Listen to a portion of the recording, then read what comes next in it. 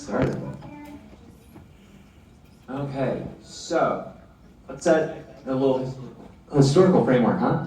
In 1949, the Catholic monk and writer Thomas Merton wrote, "If you want to understand the social and political history of modern man, study hell." About 75 years later, an equally wise soul had this to say. Oh no, not that yet. I mean, that is pretty wise. But this is even wiser. Everyone's shitty. Hello, we live in hell. Yeah. With those two pieces of wisdom, I'd like to wish you a very, very warm welcome to Hack.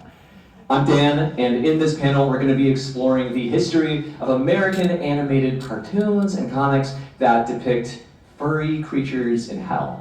Because there are a lot of them, as it turns out. And we are going to check out examples spanning decades, from Looney Tunes to Rocko's Modern Life. And then, of course, the majority of this panel is going to be spent discussing Has-Been Hotel and Hell of a Boss. You got it, give it up. By the end of tonight, we're going to figure out what it is we're trying to say when we send funny animals to the bad place.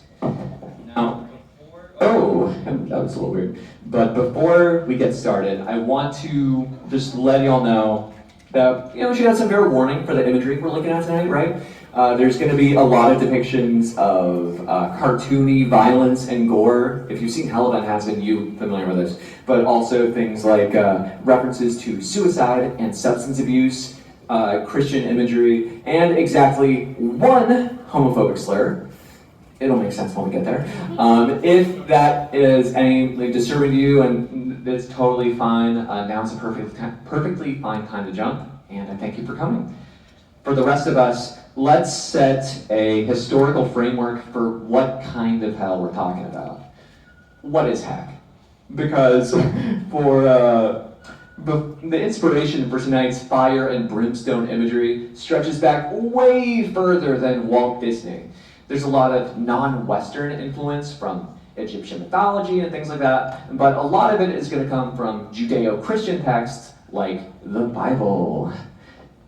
Now, if you actually read the Bible, and that's true, you get a free PS2 if you accept them, so, look into the fine print. If you read the Bible, there's not a lot of super descriptive detailing of what hell looks like. The book of Matthew describes it as a place with weeping and gnashing of teeth, but that also describes the DMV, so, how specific is that? So, life and face art, literally. So where do we get the minotaurs, the pitchforks, all that sexy stuff? A lot of that comes from Dante's Inferno. Shouts out Dante! Shouts out Dante! Yeah. And Dante Devil May Cry, while we're at it. The new anime looks really good. So, this is Dante as depicted by Botticelli. Nice looking dude, 6 out of 10. This is Dante on Perfinity. I kind of like this one more, don't tell anybody. So, if you haven't read Dante's Inferno, I highly recommend it. It's this epic poem that charts progress through purgatory, hell, and heaven. And the first part of this journey, Inferno, is full of Anthro creatures, as you'll see here, from blind beasts to minotaurs. There's a lot of inspo here from Greek and Roman mythology, especially. And what's wild is that, it doesn't have that much specific influence from the Bible, but this imagery has been taken by sort of organized religion to sort of scare people for centuries and centuries. And then in later depictions of hell would crib this influence and depict animal creatures dealing out punishments. So you've got this very metal illustration here from The Last Judgment. You got this minotaur, this goat-like type dude, just eating sinners. Or let's look at Hieronymus Bosch, the Garden of Earthly Delights. You got this bird dude voring sinners. If you don't know what vor is, I'm not going to explain it to you. It's fine. You can just live with that mystery for a bit.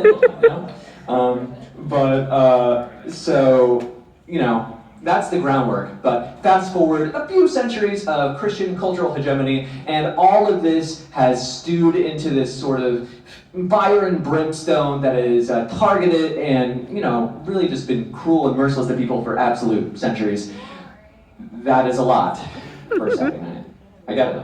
But I think it's important to start with this so that you know that the inspiration for all this did not start with cartoons. Nipsey Pop did not start the fire. And I think it's also just important because especially for like a queer audience, like a large part of Helliverse fans are, we've seen how this imagery has been used to ridicule people and torment them. So it's important that we know that it wasn't handed down from on high. These are cultural depictions, just like the ones we're going to see tonight, except in these cartoons, we see how these depictions of hell are subverted. So let's watch our first clip of the night. This is from Looney Tunes, Satan's Waitin'. Sylvester and Tweety from the 1950s. So in this one, it's a typical Sylvester cartoon where Sylvester tries to kill Tweety. This time he dies. He just straight up dies. He goes to hell, which I didn't know cats could go there. My persona is a cat, so that's going to be a real issue for me. But Satan gives Sylvester 9 more chances to finish the job on Tweety. So let's watch. Right. Satan's Waitin' from 1954, a little bit before my time, a little bit. Okay. Tom and Jerry get enough from They do. Like I've seen that clip before, and I was almost thinking about using that one. I like this one too. So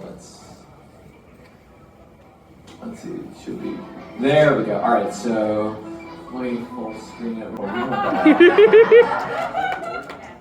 So the thing about that short is that if that was live action, that would be so macabre, right? You're just watching this guy die 9 times in a row, this futile Sisyphean task. But Sylvester is so cute that we're like, yeah, let him die. And what I also find really interesting about this short's depiction of hell is that this time it's an anthropomorphic character who is not only doing the punishment, but is being punished at the same time. We, as the human audience, are meant to identify with this animal-like character, which is something you're going to see throughout plenty of tonight's examples. And I think one more thing about this is that this short is also kind of telling about the nature of of cartoons and like free will, because like Sylvester, like all toons, is just a bunch of id underneath fur. He's compelled by his most base desires and the literal devil to do things he knows he shouldn't. Sounds like a furry convention to me, but what do I know? So let's watch another cat who spends one of his 9 lives downstairs. Fritz the cat. Woo! If y'all have seen this clip, you are in for an insane time. So this one actually does connect back to Nipsey Pop in a way, because the director of the original Fritz the Cat film, Ralph Bakshi, is a fan of Vivian's work. And and he even presented her an award at SVA back in like 2014. So there's a lineage there, and you can see that in the way this film, which isn't directed by Bakshi, but it's a sequel to one of his films, it has this sort of grimy, irreverent aesthetic to it, and you're going to totally see that in this. So in this film, The 9 Lives of Fritz the Cat, Fritz is our lovable, misogynist man-slut, and he's married with kids, settled down, and he's dreaming about all the lives he could have had instead. This is his final dream, or nightmare. And, oh yeah, remember that one little homophobic slur I was talking about at the beginning of the panel? Let's watch.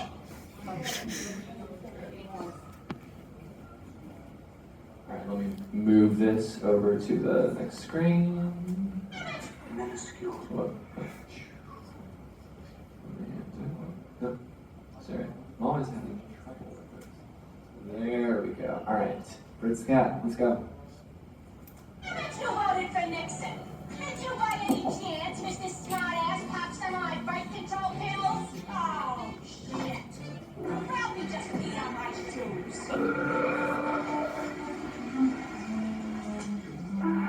Christ, is it refreshing to get away from the pressures of the street? There's much to be said for the advantages of isolation.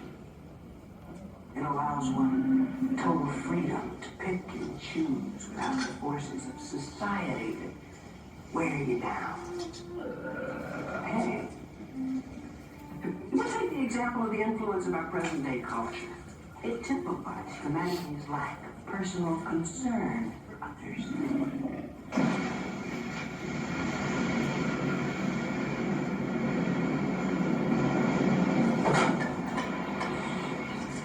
Hey, fuck you inconsiderate bastards! They just sit there and make badasses and dump on life indiscriminately.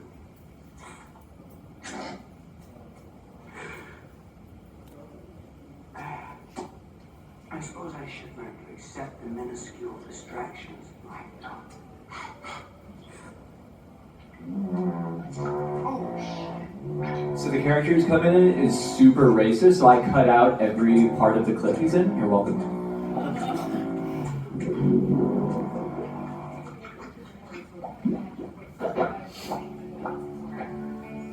Jesus, this stuff is dynamite. The eyes of my own soul staring back at me. God knows I've lived the best lives I was capable of. My minor infractions of society's rules only do.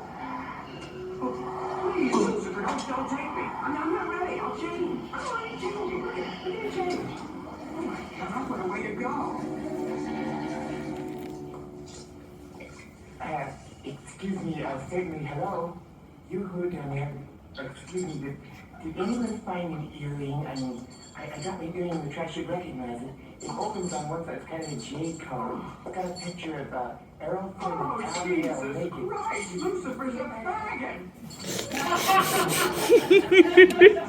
My life is shit. Okay, I'm gonna be so real right now. Half the reason I pitched this panel was to show people that clip. So in this version of Hell, Satan is presented as a mincing stereotype of a femme gay man, kind of creating this association between hell and queerness, which is something we're going to see commented on and subverted throughout tonight, especially in Hell at the Boss and Aspen Hotel. We're going to get there.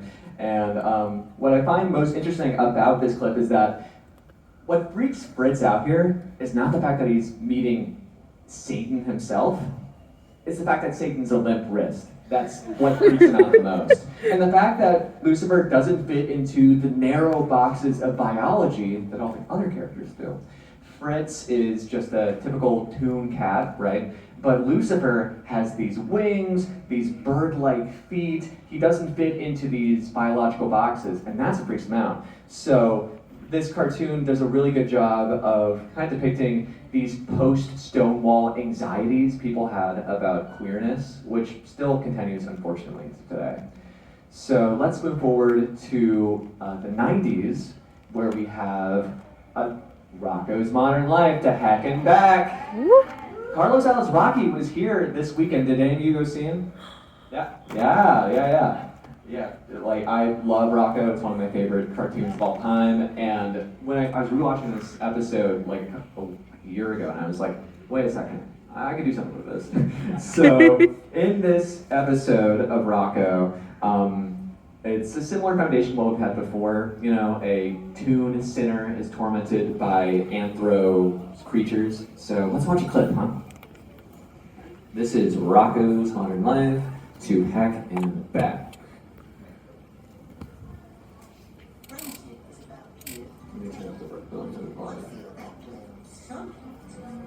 One thing, you know, takes some time for more than the others and the other will.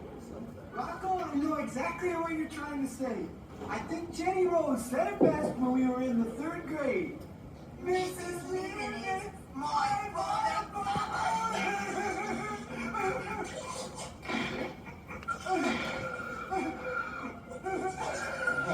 Listen, you might have to the entire level, but...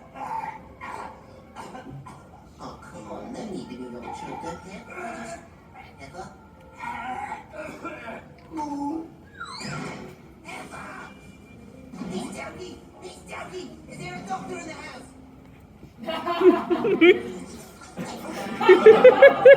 You must help yourself. Wow,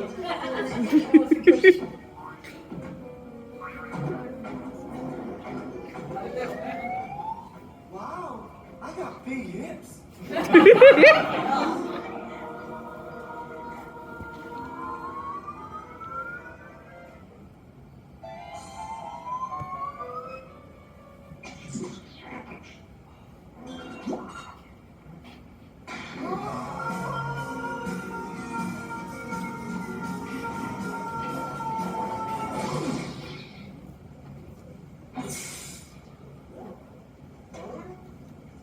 Welcome to Hack, friendly community.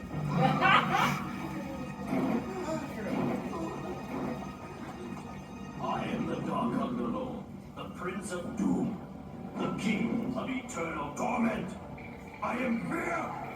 I am evil. They call me Peaches. You will rot in torment forever. Peaches. Okay, Pepper. Oh, that's a good name. What was I saying? Just forget it. Wait a minute. What? It's just for the tourists. Be seated. Wow, cool. You like that, huh? Wow!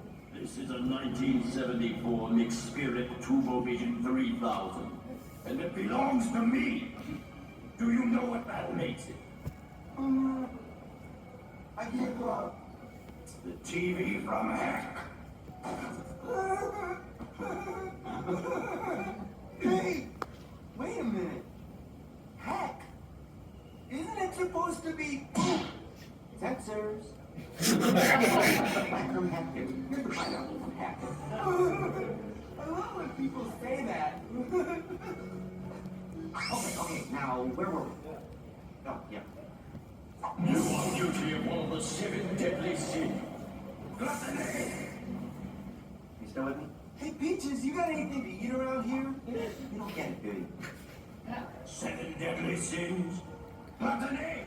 Glutton! You are a glutton! Gluten? Now turn to channel 3. Sure. Where's the remote? You poor fool. Still don't know where you are, do you? There is no remote. That's scary. Well, how about this?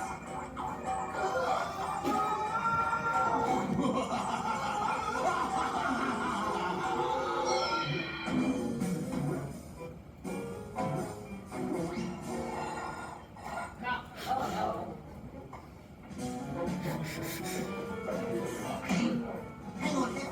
I see it. You've got a chicken bone caught in your throat. Pip, you've got access for eyes. What the blazes does that mean? Needs to pay for the concierge, obviously. Alright, so now that we've traced decades of cartoons depicting furry hell, let's look at 2 modern examples. The last one will of course be our Helliverse. But before that, I wanted to turn you on to a comic from a few years ago that also takes the idea of queer furry characters in hell and takes ways to sort of subvert our sort of depictions of hell. So, let me do this. Alright, so actually, I was originally going to do regular show in here. They are amazing, they are queer icons, but we unfortunately do not have time to run through that clip, so that's in the director's cut. We are gonna actually, before that, we're gonna look at a comic called Pinky and Pepper Forever. Yeah, so this is by a cartoonist named Eddie Adams, who has such a unique style. It's like Sanrio meets Satan. And that is exactly what I described this comic as. If the style of it looks familiar, it's because the characters themselves are taken from this series of fashion dolls from the 2010s called Pinky Cooper and the Jet Set Pets. They look like Bratz because they were created by the guy who did Bratz. But in this comic, they have turned from fashionistas to sad, horny art students.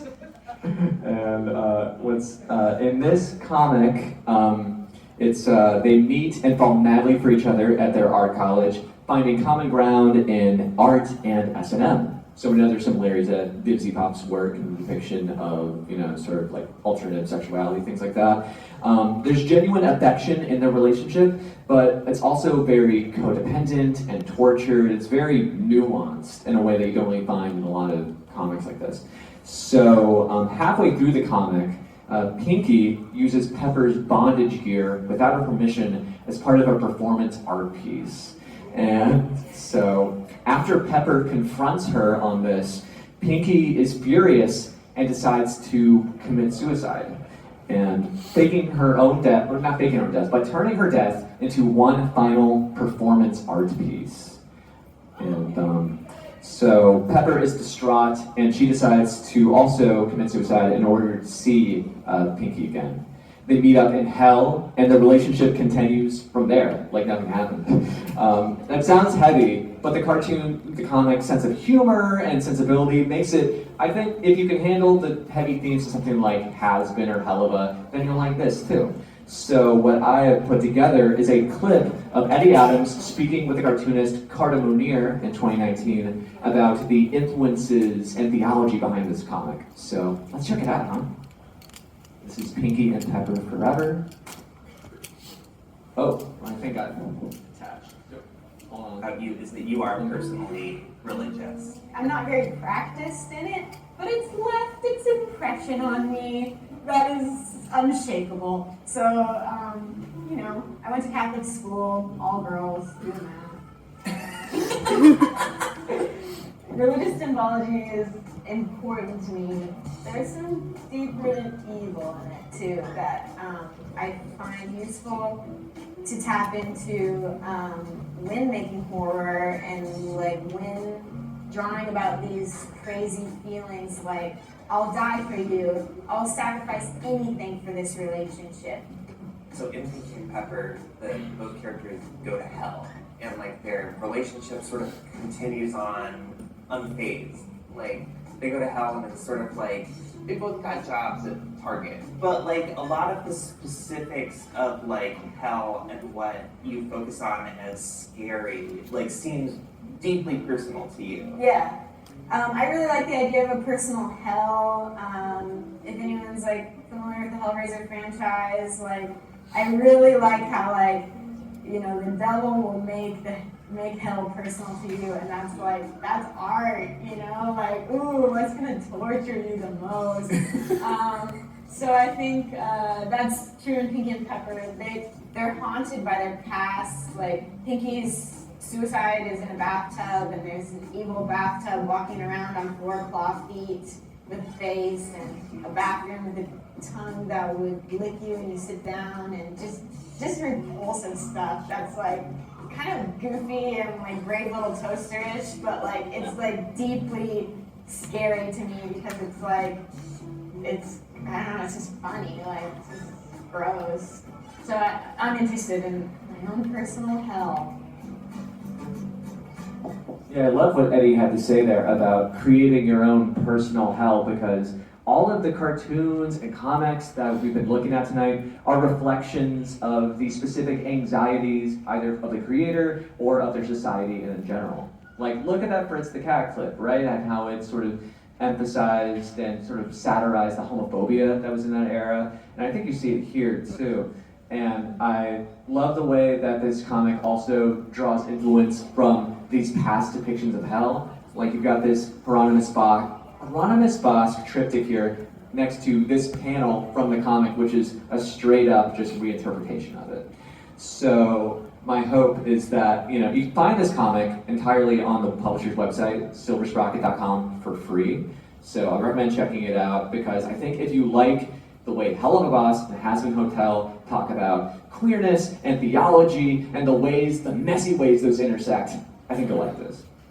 So, I think we know what time it is, right? So, when I've done this panel a couple times.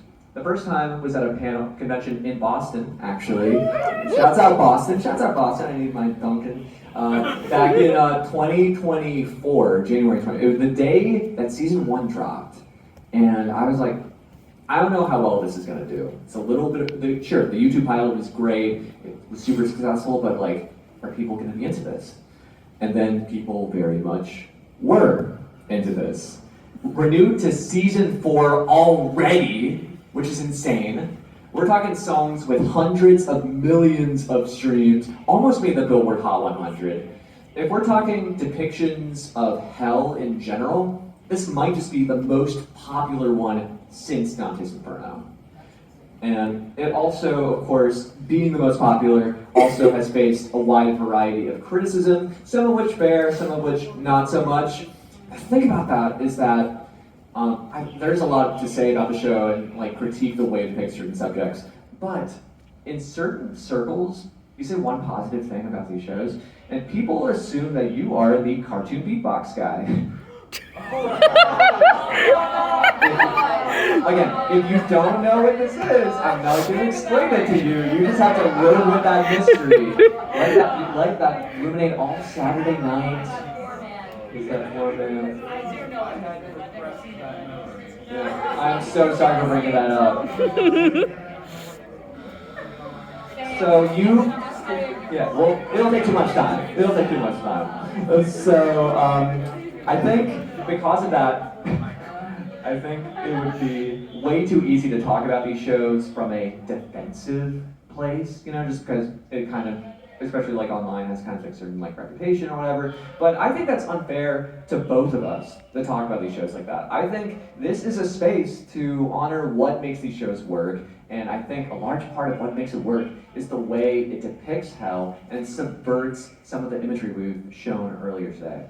So, for the rest of tonight's panel, we are going to talk about both Has-Been Hotel and Hell of a Boss, and figure out its place in the pantheon of furry hell.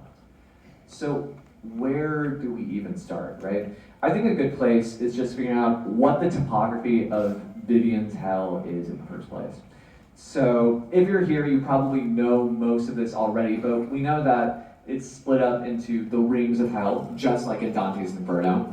And what's cool about the show is that each ring is a specific satire of different earthly vices, right? So you've got the lust ring, which is made to look like an Earthworld's like red light district. You've got all this neon and solicitations for sex work. And then you've got the wrath ring, which kind of looks like the Looney Tunes short there when he was in hell there. There's kind of a similar emphasis on stalactites and the scale of everything. And then, of course, the greed ring. Lululand, it could be Disneyland, Disney World, any shitty overpriced theme park. And not a mafia town. I wonder what it is. Probably not a mafia town, right? Definitely not.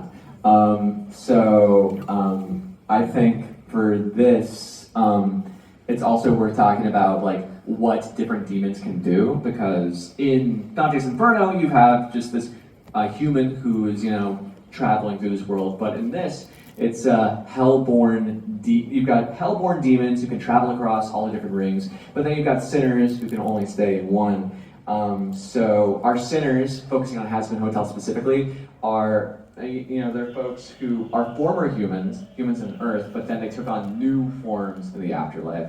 So some of those furry sinners include Husk, our feline bartender, and Angel Dust, Spider. I don't know do y'all know like what the backstory is of why Angel became a spider?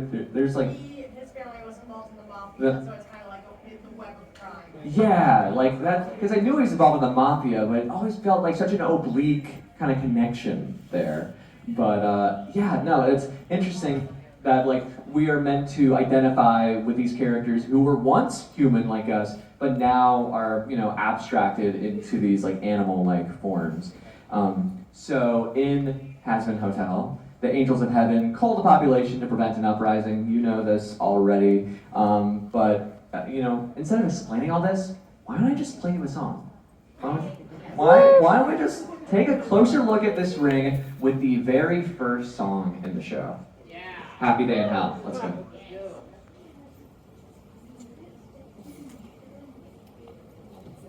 The extermination just happened. What could they want so soon? I I can do this. Somehow I know it. I'll get heaven behind my plan. Charlie, hold on. There's just no way I could blow it. Not this once in a lifetime chance to change their minds and touch their hearts or whatever angels have. This could be bad. Cheer up, Maggie. This could be swell.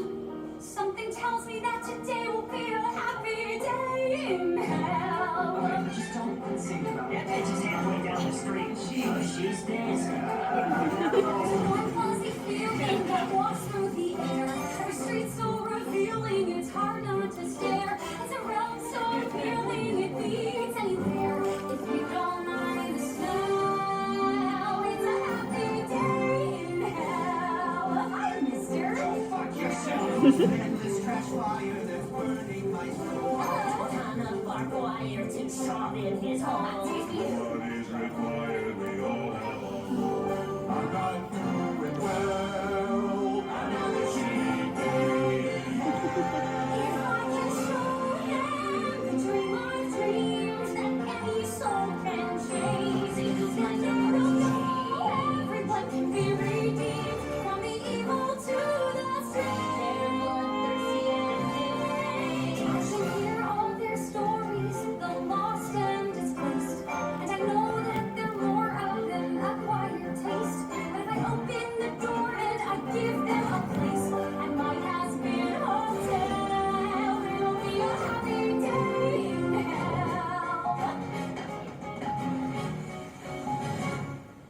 From the port to the old, where the cinemas go to watch award-winning TV hockey shows, to the gamble town where they go in a crown. Oh shit! Oh my gosh! Why? Then I don't get to know that it's wayside in my eye, 'cause I know I can spare them from heaven's genocide.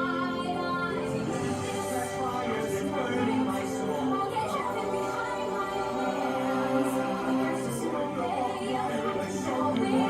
Now this once in a lifetime chance to change their minds. Touch my parts. No thank you. I'm just gonna fulfill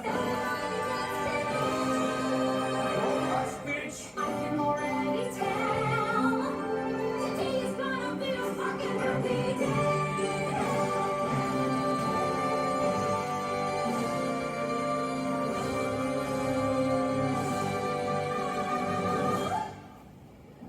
I mean, how happy of a day was it, actually?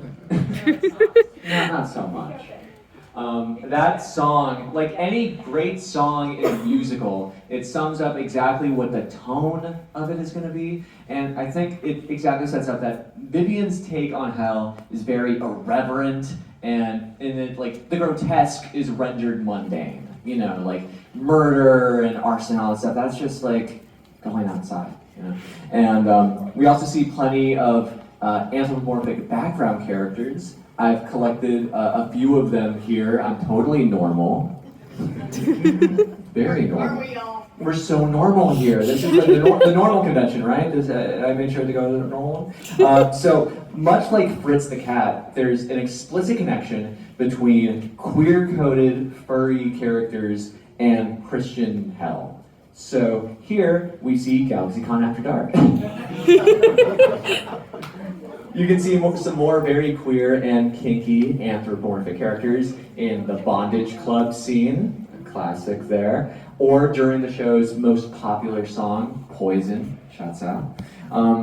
I've read a few folks who have described this approach to connecting queerness with depictions of suffering and hell as being fetishistic or just kind of like wrong-headed in general. And I can see where that's coming from, but I don't know, just like talking to people, especially this weekend, I've done a lot of just chatting with people about what is it for you that appeals to you about this show, especially if they're like, you know, fellow queer people. Like, what is it about seeing people who, like, you know, kind of don't look like you, but, you know, and maybe don't even act like you, but love in similar ways? What does it mean to see that on screen? And that's a lot in itself.